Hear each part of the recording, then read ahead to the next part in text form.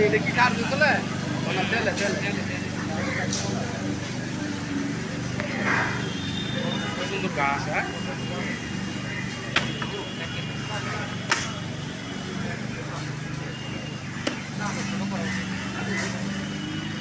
এই মুহূর্তে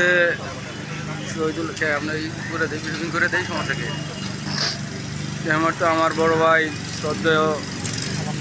ও আচ্ছা আচ্ছা তাই এখন আমরা শহীদুল্লাহ হলে আছি সেখানে একটা খেলার মাঠ আছে এই মাঠে ঘাস মেশিনে কীভাবে কাটাই করা হচ্ছে সেটা আমরা